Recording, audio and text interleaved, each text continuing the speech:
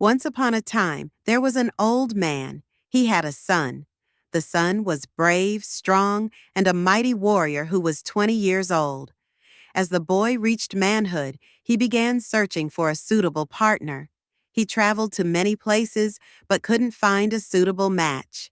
One day, while sleeping, he dreamed of a king who had 3 daughters.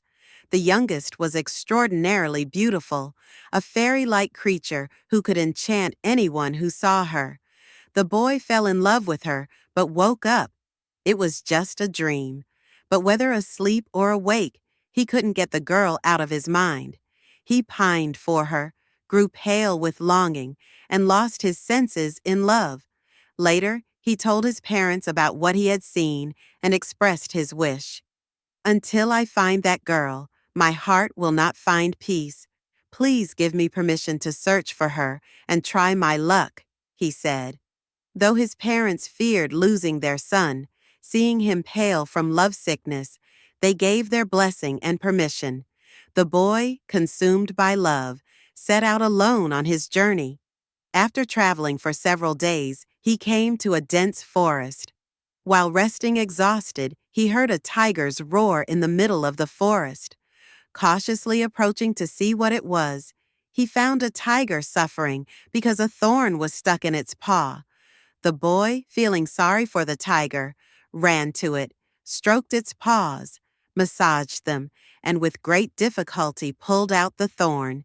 The boy had a small amount of yellow butter called German with him.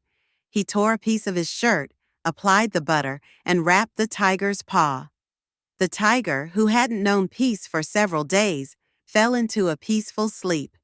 The boy also sat there, ate, and rested. When the tiger woke up and saw a person sitting nearby, it recognized his kindness. The tiger said, "You have shown me kindness, and I won't forget it. Take a handful of fur from my neck.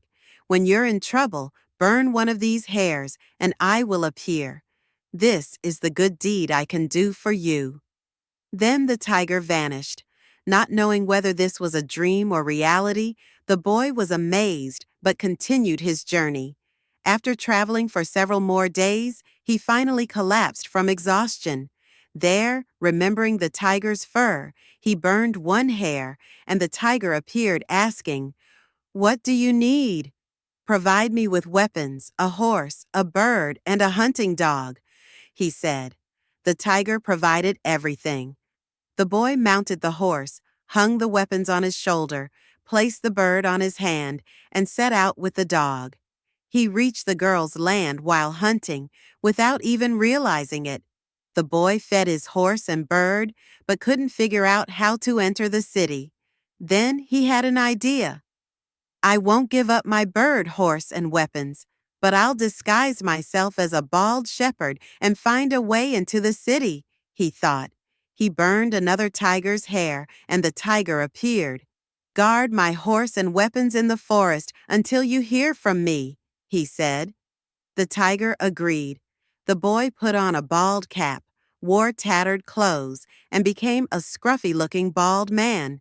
At that time, caravans were traveling between cities, so the boy became a shepherd and entered the city with the caravans. He wandered around the city. It was melon season. The boy met an old man who was tending the king's melons and became his helper.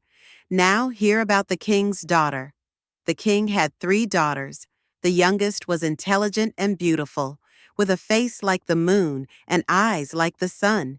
She had a dream where she saw a handsome 25-year-old man with a black horse, weapons, a bird, and a hunting dog. She fell in love with him. When she woke up, it was just a dream, but imagining the man from her dream, her heart was filled with love's fire. The girl didn't know that this man had come to the city and was working with the old melon gardener. One day she described the man's appearance and sent spies with gold and silver to find him everywhere, but they returned empty-handed. The girl's love grew stronger day by day, and her face turned yellow like saffron. Finally, she consulted fortune-tellers who said, "That man is not far away. He's near you." He also fell in love with you after seeing you in his dream and longs to see you. He's not from here, but came from far away, a brave and handsome man. These days, he has discarded his clothes and disguised himself as a bald man. Ask about this man from your melon gardener." Hearing this, the girl went to the melon gardener to see for herself. There, she saw a young man with graying temples and upright posture, with eyes like a camel's. The girl realized this was the magnificent horseman from her dream, disguising himself as a bald man. One day, as the king sat on his throne, he wanted to eat melons. He called his 3 daughters and said, "My children, I want to eat melons. Go to the melon gardener and each bring me 1 melon." The 3 girls went to the gardener and told him their father had sent them for melons. When the boy saw the girls, his heart went out to the girl from his dream. Seeing all 3 girls had come of age, the boy thought about how to tell the king his daughters were ready for marriage. He went to the garden and gave an overripe melon to the eldest daughter, a nearly ripe melon to the middle daughter, and a perfectly ripe melon to the youngest daughter. The 3 girls took the melons to their father. When the king cut the eldest daughter's melon, it was overripe. The middle daughter's was almost ripe, and the youngest daughter's was perfectly ripe. The king understood the message. "Ah, my eldest daughter bringing an overripe melon means she is past her prime. My middle daughter's nearly ripe melon means she too is ready, and my youngest daughter's perfectly ripe melon means she is just right for marriage." The next day, the king called the girl's mother and told her what had happened. She said, "Didn't I tell you long ago that the girls were ready? Now let them choose whom they want to marry." The king gave each of his 3 daughters an apple and said, "Throw your apple at the man you choose, and I will give you to him in marriage." The next day, the king gathered all his people. Men passed before the princesses. Even 70 and 80-year-old men came hoping to be chosen. The eldest princess hit the vizier's son with her apple. The middle princess chose the merchant's son, but the youngest princess didn't throw her apple at anyone.